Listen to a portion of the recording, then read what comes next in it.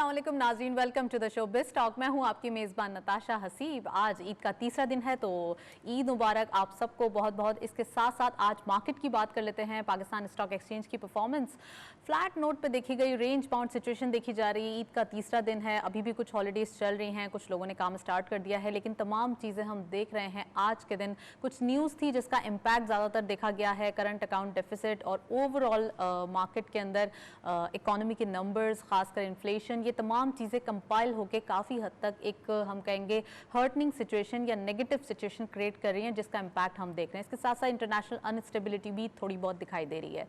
First segment की तरफ चलते हैं।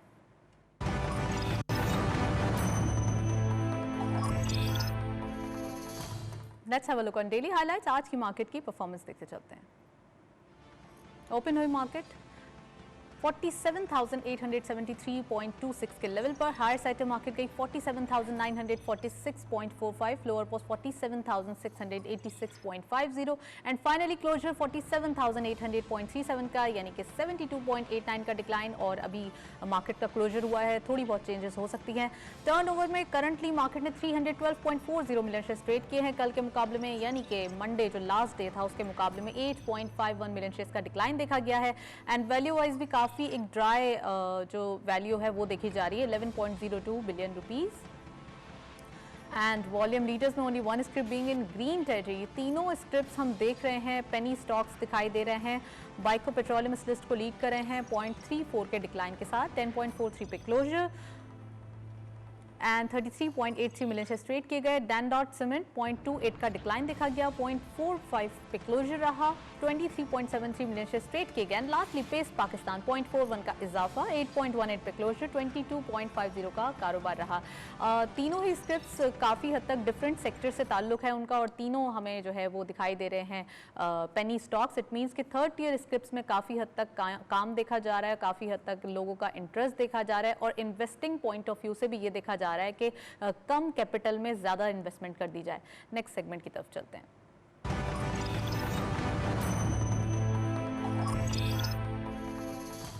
टॉपिक ऑफ द डे में आज हम बात करने वाले हैं पाकिस्तान स्टॉक एक्सचेंज के बारे में। इसकी तमाम जो एक परफॉर्मेंस दिखाई दे रही है, ओवरऑल कुछ न्यूज़ है जिसका इम्पैक्ट आ सकता है। हमारे साथ स्टूडियो में गेस्ट मौजूद हैं, उनसे ये पूछेंगे। मोहम्मद साद अली साहब हमारे साथ मौजूद हैं, head of research inter market security. अस्सलाम वालेकुम sir, welcome to the show Saad. Thank you. साथ सबसे पहले ये बताइए कि पाकिस्तान स्टॉक एक्सचेंज की परफॉर्मेंस यानी इंडेक्स की परफॉर्मेंस कुछ फ्लैट दिखाई दे रही है। कंसोलिडेशन प्रोसेस था लेकिन अब ओवर हो चुका है, और ओवर होने के बाद भी काफ़ी हद तक ये सस्टेन कर रहा है, तो ऐसा क्यों है? और दूसरा ये कि कुछ न्यूज़ है जिसका इम्पैक्ट डेली बेसिस पे देखा जा रहा है, इतना मार्केट ओवर रिएक्ट क्यों कर रही है? आई थिंक इसमें अगर देखें तो एक ही वजह है जिसकी वजह से मार्केट थोड़ी रेंज बाउंड हो गई है और एक सर्टन लेवल क्रॉस नहीं कर रही, 48,000 के बियॉन्ड नहीं जा रही। एंड और उसकी वजह है इकोनॉमी में जितने लोगों का जो कंफर्ट था at the start of this year, वो अभी थोड़ा सा शेक हुआ है। उसमें मेजर वजह जो है वो IMF के साथ जो बातचीत चल रही थी बजट के बाद, वो बातचीत डिले हो गई सितंबर तक। तो उससे मार्केट थोड़ा ये समझ रही है कि उन बातचीत में कोई हलल तो नहीं आ गया, कोई डिस्ट्रप्शन तो नहीं आ गई। तो ये इकोनॉमी का एक वरी क्रिएट होता जा रहा था कि जो स्टेबिलिटी था, जो इम्प्रूवमेंट था, वो हो सकता है डिस्टर्प्ट हो जाए आगे जाके। ग्लोबल कमोडिटी प्राइसेस बहुत बढ़ रही हैं, पाकिस्तान में इन्फ्लेशन अभी भी हाई है, और अभी जून में मंडे को ही डेटा आया था करंट अकाउंट का, जैसा आपने जिक्र भी किया है, उससे थोड़ा बहुत वो वरीज और रीइंफोर्स हो जाती हैं। अच्छा, क्योंकि करंट अकाउंट का जो जून में जो नंबर था वो पिछले 11 महीने से भी बुरा था, ठीक है, और बहुत बड़ा नंबर था जो अगर सस्टेन करता है तो पाकिस्तान के लिए बैलेंस ऑफ पेमेंट क्राइसिस भी क्रिएट कर सकता है। तो इस वजह से बाज़ार थोड़ा इकोनॉमी साइड पे थोड़ा अनसर्टन हो गई है, और इसी वजह से बाज़ार आप कह लें रुक गई है या रेंज बाउंड हो गई है। राइट और टी बिल्स और डिफरेंट बिल्स में भी सेल ऑफ हो रहा है, ऐसा क्यों? ये तमाम चीज़ें इम्पैक्ट कर रही हैं इन्हीं न्यूज़ की वजह से, या फिर कोई और न्यूज़ है? आप ऐसा कह सकते हैं, क्योंकि देखें आपने देखा है कि रुपी भी है जो हाल में डेप्रिशिएट हुआ है, सिर्फ जुलाई में 2-2.5% डेप्रिशिएट हुआ है। और इसमें चूँकि हमें लगता नहीं है कि इंटरेस्ट रेट्स अभी अपकमिंग मॉनेटरी पॉलिसी में चेंज हो गए या आगे जाके भी थोड़ा टाइम लग सकता है इंटरेस्ट रेट बदलने में, तो फॉरेन इन्वेस्टर्स ने अपना जो इन्वेस्टमेंट की हुई थी टी बिल्स में वो Okay. डाइवेस्ट करके वो निकले हैं। दो वजूहत है, एक इंटरेस्ट रेट पे कोई ख़ास आउटलुक नहीं है और रुपी डेप्रिशिएट हो रहा है, तो बेहतर है कि वो अपने रिटर्न्स को प्रोटेक्ट करके निकल जाएं। राइट और इंटरनेशनल ऑयल प्राइस जैसा कि आपने कहा कि कमोडिटीज़ बढ़ रही हैं, तो ये चीज़ें भी काफ़ी हद तक एम्फेसिस कर रही हैं कि इन्फ्लेशन पाकिस्तान में भी बढ़े। अगर इन्फ्लेशन बढ़ती है तो क्या इम्पैक्ट होगा आने वाले दिनों में, क्योंकि इन्फ्लेशन की वजह से ज़रूर जो इंटरेस्ट रेट हैं यानी पॉलिसी रेट हैं वो डिस्टर्ब होंगे। If I am not mistaken एक हफ्ते बाद पॉलिसी रेट भी अनाउंसमेंट है, आई थिंक ट्यूसडे नेक्स्ट को। वीक है जी। एग्जैक्टली, तो जी। ट्यूसडे को जब पॉलिसी रेट होंगे तो उसमें क्या इम्पैक्ट आ सकता है? देखिए अभी तो एक्सपेक्टेशंस ये हैं कि कोई चेंज नहीं होगा, बट अभी एक्सपेक्टेशंस ये भी डेवलप होती जा रही हैं कि सितंबर में शायद हो सकता है या नवंबर में हो सकता है, कंपेयर टू अर्लियर जब बाजार एक्सपेक्ट कर रही थी कि इस साल चेंज होगा ही नहीं। जैसे आप इन्फ्लेशन की बात कर रही थी, इन्फ्लेशन और करंट अकाउंट डेफिसिट ये दोनों चीज़ें अगर प्रॉब्लमेटिक रहीं तो स्टेट बैंक को जल्द चलिए साथ इस पर मजीद बात decision करेंगे। लेना अभी पड़ेगा। हम चलते हैं एक ब्रेक की जानिब, हमारे साथ रहिए।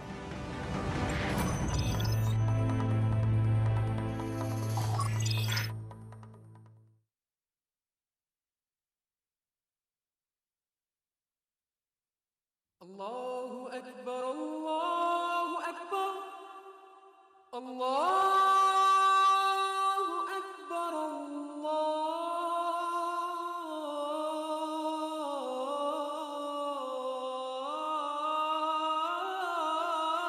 अकबर, अशहदु अल्ला इलाहा इल्लल्लाह,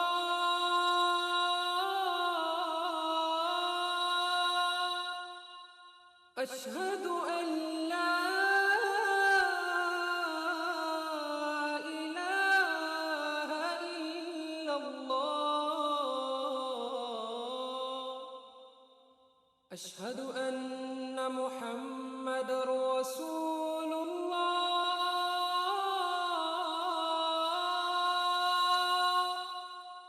अशहदु अन्ना मुहम्मदर रसूलुल्लाह,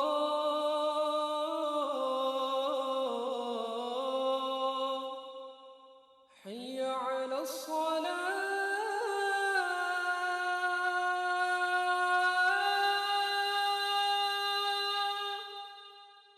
हय्य अलल फलाह,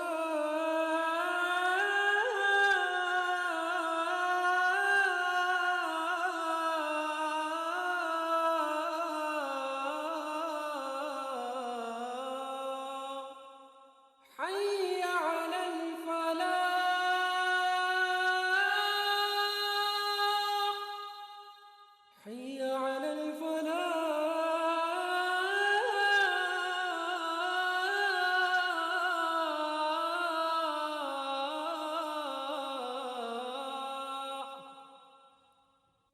अल्लाहु अकबर, अल्लाहु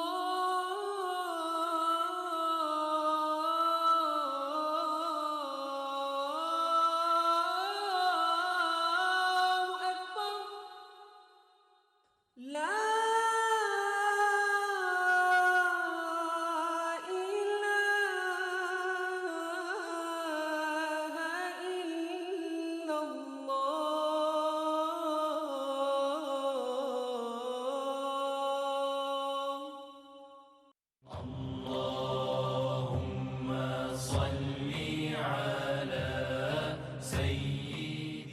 हज़रत अनस रज़ी अल्लाह ताला अन्हु से रिवायत है कि रसूल अकरम सल्लल्लाहु अलैहि वसल्लम ने फरमाया, जो मुसलमान कोई दरख्त लगाए या खेती बाड़ी करे, फिर उसमें से कोई परिंदा या आदमी या जानवर खाए तो उसको सदक़े का सवाब मिलेगा।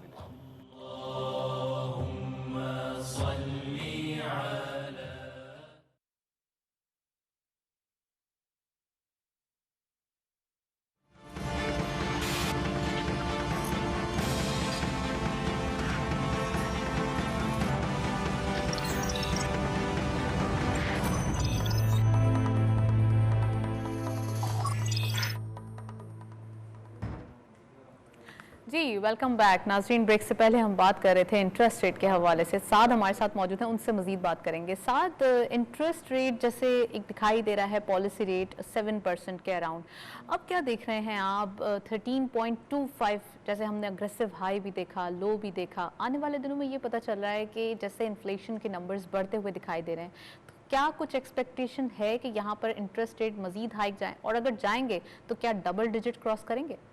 देखिए अब तक जो है स्टेट बैंक इंटरेस्ट रेट्स को आप कह लें इतना वेट नहीं दे रहे थे या इग्नोर कर रहे थे। इंटरेस्ट रेट्स इन्फ्लेशन की वजह से नहीं बढ़ा रहे थे, हालांकि इन्फ्लेशन कुछ महीनों में डबल डिजिट भी था, ठीक है, 11% तक भी गया था। बट अगर आगे जाते हुए इन्फ्लेशन ऐसे ही रहा 9-10% के अराउंड, और साथ साथ करंट अकाउंट डेफिसिट भी आपके बड़े नंबर्स आए, तो फिर स्टेट बैंक को बड़ा मूव लेना पड़ेगा। अगर आप कह लें इस तरह, अगर अनलाइकली सिनेरियो है, पर इस तरह अगर हुआ कि पिछले अगले 3-4 महीनों में करंट अकाउंट डेफिसिट $1 बिलियन से ज़्यादा हुआ, तो फिर स्टेट बैंक को एक बड़ा मूव शायद लेना पड़ जाए। क्या जैसे अग्रेसिवली कम किए गए कोविड सिचुएशन के अंदर वैसे ही अग्रेसिवली बढ़ाए जाएंगे? क्या दिखाई दे रहा है? अगर ये दो सिचुएशन आपके कंटिन्यू करती हैं, करंट अकाउंट हर महीने $1 बिलियन से ज़्यादा आता है और इन्फ्लेशन साथ साथ 9-10% के अराउंड ही रहता है, तो फिर एक बैलेंस ऑफ पेमेंट क्राइसिस दोबारा क्रिएट ना हो जाए। इस वजह से स्टेट बैंक को इंटरेस्ट रेट बढ़ाना पड़ेगा ताकि इंपोर्ट्स की डिमांड कम हो और करंट अकाउंट थोड़ा नॉर्मलाइज हो जाए। करंट अकाउंट अभी नॉर्मलाइज होता हुआ दिखाई दे रहा है? कुछ ऐसी सिचुएशन लग रही है या अभी थोड़ी सी एक पेनफुल सिचुएशन है? पॉसिबल है कि जुलाई में भी ऐसा ही नंबर हो या उससे थोड़ा कम हो, क्योंकि जून जुलाई में अमूमन हमारे इंपोर्ट्स बहुत ज़्यादा होते हैं, पेट्रोलियम की डिमांड होती है और अभी फ़िलहाल मशीनरी की डिमांड है, कमोडिटी प्राइसेस ऊपर हैं, तो फूड की भी जो इंपोर्ट्स हैं वो भी महंगी हैं। पर आगे एक्सपेक्टेशन है कि ये 500-600 मिलियन डॉलर पर मंथ तक नॉर्मलाइज हो जाना चाहिए इसको। राइट। पाकिस्तान स्टॉक एक्सचेंज में जितनी एक इम्पैक्ट आता है वो तमाम जो है वो न्यूज़ का आता है, यानी कि इकोनॉमिक न्यूज़ जो होती है वो ज़्यादातर अफेक्ट करती है। तो अभी हमने तमाम जो है वो न्यूज़ डिस्कस की हैं, अब हम पाकिस्तान स्टॉक एक्सचेंज की परफॉर्मेंस डिस्कस करेंगे। साथ ये दिखाई दे रहा है कि 48,000 के लेवल जो है वो काफ़ी हद तक एक मुश्किल टास्क नज़र आ रहा है, इससे आगे जाना मार्केट के लिए। सिंस 3 इयर्स हम ये एक्सपेक्ट करते हैं, हमेशा जब मार्केट के अंदर एक मोमेंटम बिल्ड होता है तो हम ये एक्सपेक्टेड करते हैं कि आने वाले दिनों में मार्केट इसको क्रॉस करेगी और आगे जाएगी। लेकिन होता यह है कि कोई ना कोई ऐसी सिचुएशन या ऐसी न्यूज़ आ जाती है जिसकी वजह से मार्केट इसको बहुत ज़्यादा जो है वो एक इम्पैक्ट देकर नेगेटिव चले जाती है। ऐसा क्यों है? आई थिंक इसमें सेंटिमेंट अमूमन हमारी दो चीज़ों से बड़ा अफेक्ट होता है, पॉलिटिकल सिनेरियो से और इकोनॉमी से। ठीक है, हाल में हमने 2021 के शुरू में हमने देखा पॉलिटिकल थोड़ा सा एक नॉइज क्रिएट हो गया था, राइट। बट उसके बाद इकोनॉमी पे वरीज क्रिएट होना शुरू हुए, specially around the budget time, जब आपकी IMF के साथ बातचीत थोड़ी डिसरप्ट हो गई है और वहीं से बाजार का मूड या सेंटिमेंट थोड़ा सा अफेक्ट होना शुरू हुआ है। देखिए अभी भी कॉर्पोरेट्स काफ़ी अच्छे रिजल्ट्स पोस्ट कर रहे हैं, ठीक है, काफ़ी सारी इंडस्ट्रीज अभी भी ग्रोथ फेज में है, गाड़ियाँ अच्छी बिक रही हैं, सीमेंट में वही मोमेंटम है, एग्जैक्टली, बट इकोनॉमी पे वरीज क्रिएट होना शुरू हो गए हैं। राइट। सेक्टर वाइज परफॉर्मेंस की बात करते हैं। अभी आपने जब कार्स का जिक्र किया तो ऑटोमोबाइल सेक्टर या ऑटो सेक्टर कैसा दिखाई दे रहा है, क्योंकि इतने ज़बरदस्त रिजल्ट्स की प्रेडिक्शन की गई है, फोरकास्ट की गई है, प्लीज़ उसके बारे में बताइए, व्यूअर्स को क्या करना चाहिए? देखिए ऑटो सेक्टर के लिए एक तो बड़ा जो ट्रिगर था या पॉजिटिव ट्रिगर था वो लो इंटरेस्ट रेट थे। 7% पे इंटरेस्ट रेट्स से आसानी हो जाती है कि लोग बोरो करें गाड़ी खरीदना, तो एक मोमेंटम तो उसकी वजह से क्रिएट हो ही चुका था लो इंटरेस्ट रेट्स की वजह से। दूसरी वजह जो है, अभी हाल में बजट के बाद गवर्नमेंट ने कुछ टैक्सेस और FED गाड़ियों से रिमूव किए हैं, तो उससे कुछ गाड़ियों में लाख रुपए तक की प्राइसेस कम हुई हैं, तो उस वजह से भी एक डिमांड क्रिएट होगी और एक्सपेक्टेड है कि ऑटोज में डिमांड अच्छी ही रहेगी जब तक कि इंटरेस्ट रेट्स कोई खास तो इन्वेस्टर्स को क्या करना चाहिए? अभी लेना चाहिए, क्योंकि अभी मार्केट का जो एक फ्लैट सिचुएशन दिखाई दे रही है, रेंज बाउंड है, एकदम मार्केट फिर रैली करने लगेगी बुल्स की, तो फिर इस वजह से देखिए अब ऐसा है कि व्यू ये है कि पॉसिबल है कि अगले 12 महीनों में इंटरेस्ट रेट्स बढ़ें, ठीक है, इन्फ्लेशन हाई ही रहे और हो सकता है कि एक्सचेंज रेट थोड़ा प्रेशर में हो, तो आपको मिक्स ऑफ सेक्टर्स रखना चाहिए। थोड़ा सा कॉशियस स्टैंस देखा जा रहा है। बिल्कुल, थोड़ा सा आई थिंक बाजार जो कि चूंकि रुक गई है तो उसकी एक वजह ये भी है। राइट। तो आप सीमेंट और ऑटोज के साथ बैंक्स एंड ऑयल जैसे सेक्टर्स भी what about banks? Complement banks तो करें। परफॉर्म ही नहीं कर रहे, 2 साल हो गए हैं, एक उनके अंदर एक पॉज नजर आ रहा है। जैसे बड़े बैंक्स जो जी। ब्लू चिप हुआ करते थे वो भी काफी इतना ज्यादा एक हम कहेंगे जी। परफॉर्म नहीं कर पा रहे। देखिए बैंक्स के लिए एक बड़ा वेरिएबल होता है इंटरेस्ट रेट्स। इंटरेस्ट रेट्स हमारे कम हो गए थे। सेकेंडली कोविड की वजह से ये फियर क्रिएट हो गया था कि बहुत सारे एनपीएल्स आएंगे, एसेट क्वालिटी ख़राब होगी बैंक्स की, बहुत सारे इंडस्ट्रीज डिफ़ॉल्ट करेंगी। वैसा नहीं हुआ, ओके। बट वो एक फियर था बाज़ार में। अब ये है कि बैंक शायद थोड़ा रिवाइव होंगे जब इंटरेस्ट रेट्स बढ़ेंगे। बट हाल में एक और चीज़ ये भी थी कि रेगुलेटरी चेंजेस बहुत हुए थे जो बैंक्स को थोड़ा नेगेटिवली अफेक्ट कर रहे What थे। kind of IFRS regula- 9 okay. की इम्प्लीमेंटेशन जो है वो ड्यू है। तो इस तरह की चीज़ों ने बाज़ार को थोड़ा सा बैंक्स से मतलब फोकस हटा के ही रखा हुआ एंड था। एमएससीआई का जो एक हम कहेंगे डिमोशन हो रहा है हमारा फ्रंटियर मार्केट के अंदर, तो जी। वो भी थोड़ा सा इम्पैक्ट करेगा। अभी जो हमारे पास MSCI मेन इंडेक्स में या स्टैंडर्ड इंडेक्स में आप कह लें 3 स्टॉक्स ही बाकी हैं जिनमें से 2 बैंक्स हैं, तो उसमें एक सेलिंग क्रिएट हो सकती है अगर हम डाउनग्रेड हो जाएं।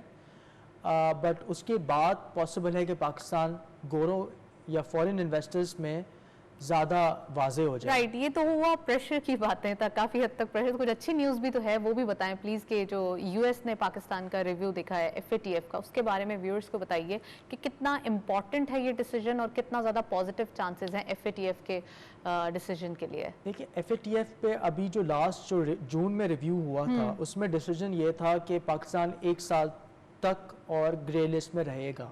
जी। ठीक है, बट FATF में हमारा मानना ये है कि पॉलिटिकल इन्फ्लुएंसेस भी होते हैं Exactly. जिसमें यूएस का काफ़ी बड़ा रोल है। US is the largest economy in the world. Exactly. ठीक है, पाकिस्तान को ग्रे लिस्ट लाने में भी US ने वोट किया था। तो अगर US सपोर्ट करता है पाकिस्तान को गोइंग फॉरवर्ड और ये अफगानिस्तान से एग्जिट करना है, पाकिस्तान का सपोर्ट रिक्वायर्ड है, तो फिर हो सकता है कि हम ग्रे लिस्ट से दोबारा रिव्यू क्रिएट हो जाए और हम शायद वाइट लिस्ट कर दी जाए। राइट। आपने अफगानिस्तान का जिक्र किया, थोड़ा सा इंटरनेशनली ये पॉलिटिकल अनस्टेबिलिटी हो रही थी जिसका इम्पैक्ट ज़्यादा मार्केट ले रही थी। लोकल मार्केट में इतना जैसे इकोनॉमी का एक सिनेरियो था वो इतना अफेक्ट नहीं कर रहा था, तो क्या कहेंगे आप? योर देखिए अफगानिस्तान में हमारे लिए नेगेटिव 2 वजह से हो सकता है। एक तो हमारा ट्रेड बहुत ज़्यादा अफेक्ट हो जाए क्योंकि बॉर्डर्स क्लोज हो रहे बॉर्डर्स हैं। हैं। एग्जैक्टली। बट अफगानिस्तान में हमारे एक्सपोर्ट 4% से भी कम है। ठीक है, तो Afghanistan is not a major export market, बहुत कम। लेकिन फॉरेनर्स तो देखते हैं ना, ये तमाम जो एक जी, जी। सिचुएशन बिल्डअप हो रही होती है इसको फॉरेनर्स बहुत देख रहे होते हैं, तो ये फॉरेनर्स की इन्वेस्टमेंट कैसी देख रहे हैं आप? फॉरेन इन्वेस्टमेंट ये आई थिंक दूसरी वजह जो अफगानिस्तान हमें अफेक्ट कर सकता है वो सिक्योरिटी है कि अगर अफगानिस्तान में हालात बुरे होते हैं तो क्या पाकिस्तान में भी एक रेफ्यूजीज का और आप कह लें लॉ एंड ऑर्डर सिचुएशन या अटैक्स या कुछ इस तरह की कुछ चीज़ आ सकती है कि नहीं, जैसे हमने पिछली बार देखा था। राइट। पर इस बार Pakistan is more experienced. Pakistan इस बार कुछ मेजर्स भी ले रहा है जिससे बॉर्डर्स क्लोज कर रहा है या Exactly. रेफ्यूजीज को बॉर्डर्स पे रख रहा है। तो जो आ गए हैं वही ऑलरेडी तो- इतना ज्यादा उनको जाना चाहिए ना कि जी, और जी। मजीद आ जाएं। तो अब शायद रिस्क उस तरह का ना हो, बट यस अगर ये चीज़ मजीद बुरी होती है, एस्केलेट करती है, तो फिर ग्लोबली फॉरेन इन्वेस्टर्स के लिए पाकिस्तान ज़्यादा रिस्की हो जाता है। राइट। कोविड की सिचुएशन क्या दिखाई दे रही है साद? और अगर लॉकडाउन होता है, क्योंकि बढ़ते हुए केसेस डेली बेसिस पे नंबर्स इंक्रीज हो रहे हैं, तो आने वाले दिनों में क्या एक्सपेक्टेड है? अगर लॉकडाउन होता है तो मार्केट और इकोनॉमी का क्या सिचुएशन रहेगी? क्या वैसे ही स्मार्ट लॉकडाउन की पॉलिसी जाएगी? अगर हमारे जैसे खुदा न खास्ता हमारी अगर पॉजिटिविटी रेशो अभी फ़िलहाल 5-6% है, अगर वो 10% क्रॉस कर जाता है बिकॉज डेल्टा वेरिएंट पाकिस्तान में अभी अवेलेबल है और वो ज़्यादा कंटेजियस है, तो वो ज़्यादा लोगों को इन्फेक्ट कर सकता है। ओके। अगर वो चीज़ कंटिन्यू करती है तो जाहिर है लॉकडाउन की ज़रूरत पड़ जाएगी और वो बाज़ार उसको नेगेटिवली लेगी। बाजार नेगेटिव लेगा। अगर जी। लॉकडाउन वैसे ही होते हैं जैसे लास्ट ईयर स्मार्ट लॉकडाउन की पॉलिसी थी, उसमें हमने बहुत ज़्यादा मार्केट को रिकवर होते हुए और सेक्टर वाइज परफॉर्मेंस बहुत ज़बरदस्त होते हुए देखी है। अगर आपको याद हो, थोड़ा सा पास्ट में जाएं, जी, जी। 27,000 के लेवल से मार्केट आज 48,000 मतलब 20,000 या 21,000 के करीब मार्केट ने रिकवर किया है। इट मीन्स कि अगर स्मार्ट लॉकडाउन भी होता है तो इतना डरने की ज़रूरत नहीं है। बिल्कुल, आई डोंट थिंक अभी इतना स्ट्रिक्ट लॉकडाउन होगा। दुनिया भर में हम देख रहे हैं अभी कोई भी उस तरह के लॉकडाउन्स पे नहीं जा रहे। राइट। ठीक है, तो उस तरह के लॉकडाउन्स नहीं होंगे और शायद उस वजह से बाजार के लिए बहुत बड़ा रीबाउंड क्रिएट ना हो जब लॉकडाउन्स हटेंगे। राइट, चले मैं आपसे रुपी के बारे में पूछूंगी, लेकिन अभी हम नेक्स्ट सेगमेंट की तरफ चलते हैं।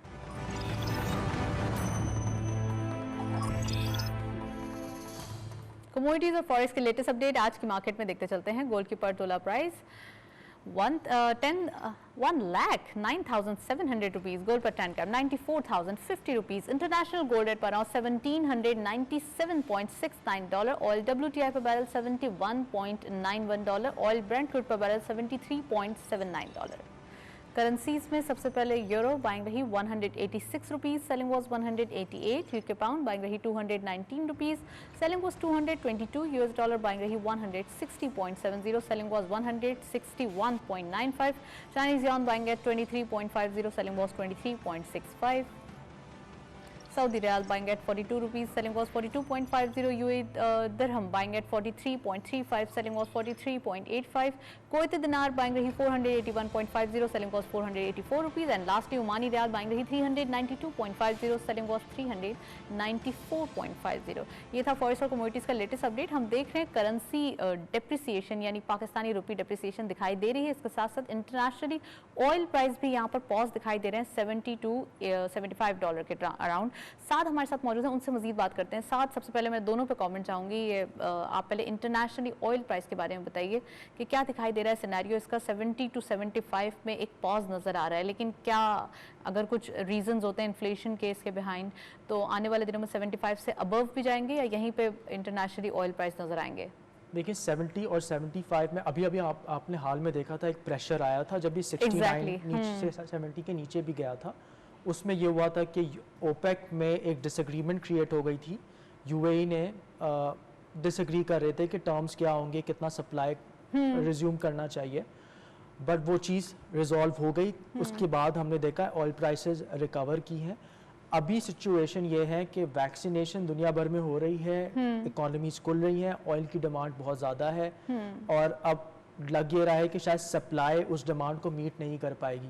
तो अगर डेल्टा वेरिएंट कहीं भी रुक जाता है या कंट्रोल हो जाता है तो पॉसिबल है कि ऑयल प्राइसेस यहाँ से मजीद ऊपर भी जा सकती हैं। And what about rupee depreciate कर रहा है, तो फर्दर क्या हम एक्सपेक्टेशन रखें कि आने वाले दिनों में ये फर्दर नहीं होगा और दोबारा जो है वो एप्रिसिएशन की तरफ आएंगे, क्योंकि 10 रुपए तकरीबन जो है वो बढ़ चुका है। जी, आई थिंक रुपी जो है, रुपी ऑलमोस्ट फ्री फ्लोट हो चुका है। कहने का मकसद है जब रुपी पे डिमांड ज़्यादा आएगी, इम्पोर्ट बिल ज़्यादा होंगे या पाकिस्तान अपनी डेट रीपेमेंट्स कर रहा होगा जो मई टू जुलाई होते हैं, तो इस वजह से प्रेशर आता है रुपी पे।